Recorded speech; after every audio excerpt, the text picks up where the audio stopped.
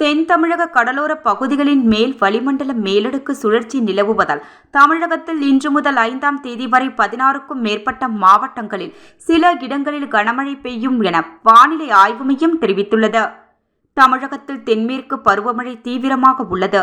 நேற்று காலை 7 மணிக்கு முந்தைய 24 மணி நேரத்தில் அதிகபட்சமாக புதுச்சேரி பாகூரில் 13 சென்டிமீட்டர், கடலூர் மாவட்டம் வானமாதேவி, தஞ்சாவூர் மாவட்டம் கீழ் அணைக்கட்டு பகுதியில் தலா 11 சென்டிமீட்டர் மழை பதிவானது.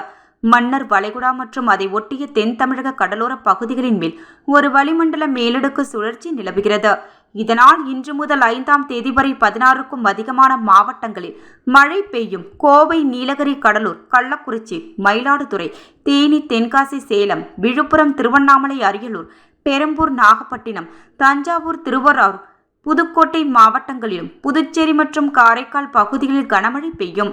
சென்னை மற்றும் புறநகர் பகுதிகளில் இன்று வானம் ஓரளவு மேகமூட்டத்துடன் காணப்படும். நகரின் ஒரு சில பகுதிகளில் இடி மின்னலுடன் கூடிய மழை பெய்யும். இவ்வாறு அதில் கூறப்பட்டுள்ளது.